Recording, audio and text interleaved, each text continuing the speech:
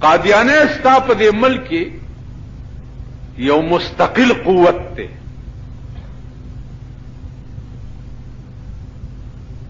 دنیا ته پته ده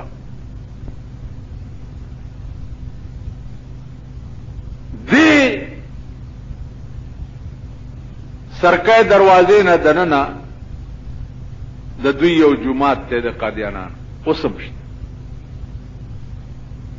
د مردان یو لوی قاضي و د دوی قادیانانو مولا او قاضي یوسف نامه و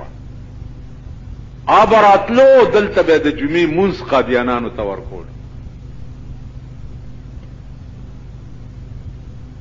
او دا د پیښور ټول قادیانان چې دي دا باغه پسې د جمعې مونږ تر زور پسې یو جمعه لاړم تازه تازه مولا شوی او ما دماغ کې ملیونتوب چې لاړم مونږ جوړ شو ور سره کېناست طالبان را سره وو ما جی او سو خبرې سره کوو ول پس شي باس کې د عیسی علی السلام په مرګ او ژوند باس کې د قادیانانو هم د عقیده ده چې عیسی علی السلام مړ دی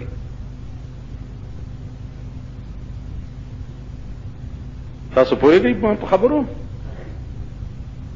اوس تاسو عیسایان او يهودو نصارا څه پیژنئ خدای مرکه هو ما ورته اجازه دیوال ته ډولکه وال دي نو د قادیانانو هم د عقیده ده چې د عیسی علی السلام مړ دی او په کشمیر کې قبر دی ما ته د عیسی علی السلام متعلق باس کې مالنا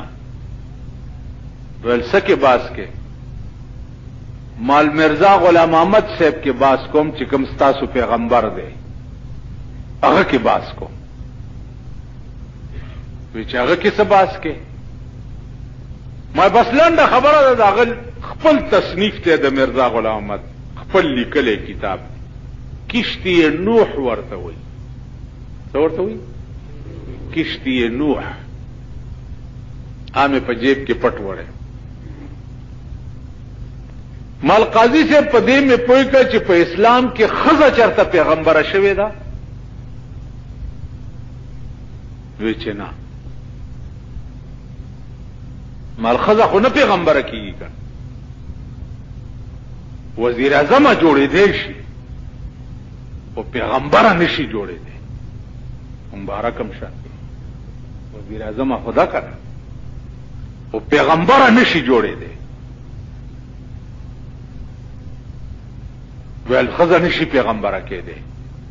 مال نشي کې دی ویل مال پدې مې پوي کا چې دا مرزا غلام احمد قادیانی چې دا خزه وکنرو څنګه مال خزه وکنرو ویل نرو مال نرو ویل یو مال نر ځان ته په خپل خزه وای نر ځان ته وای چې د خزه ویل نه کشتی نوح میں ورته راوست مالدا د مرزا غلام احمد سے کتاب علی کی چې اورز ز ناستم چې ناستم نو ماته حیض راغی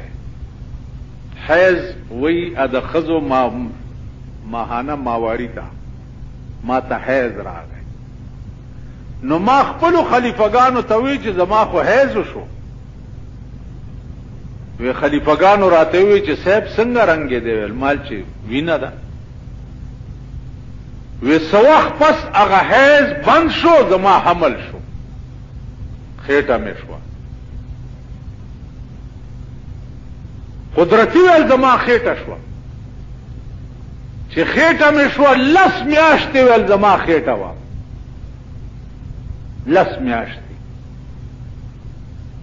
لس میاشتې پس ما ته داسې دردونه شروع شو لکه کم دردونه چې بی مریم ته د عیسی علیه السلام د پیدا کېدو په وخت کې شروع شي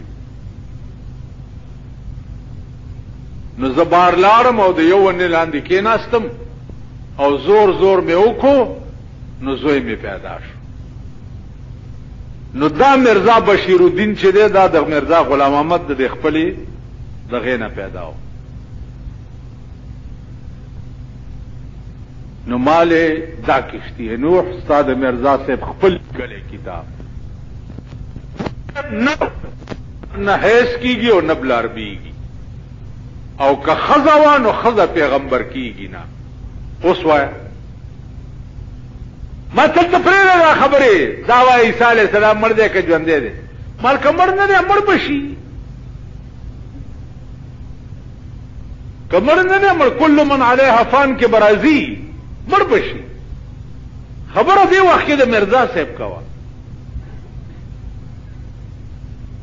بس ما تل ته اوس پرېږده مجلس کې دا خبرې نه کوو، بیا زه او ته به ځان له خبرې وکړو، بس را پاڅېدم را ما په دې خبره پوهېږئ. د دوی هم دا عقیده ده چې عیسی علیه السلام مړ دی. وایي څه؟ اذ قال الله یا عیسی انی متوفیک ورافعک الی ومطهرک من الذین کفروا وجاعل الذین اتبعوک فوق الذین کفروا الى یوم القیامه.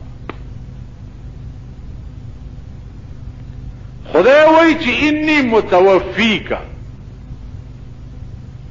نو یو وفا یوفی دی په عربی کې، او یو مات یموت دی. عزیزانو وفا باب وګورئ تاسو چې دا قرآن وی انی متوفیک، دا معنا چې زه کمپلیټ سره د بدن او د روح استا غستو والا ما او اسمان ته د خېجولو والا. متوفیک لفظ ویل دی، ممیتوکه نه دی ویل. ما ته یموت راضی دیتا چې بدن پاتې شي روح لاړ شي،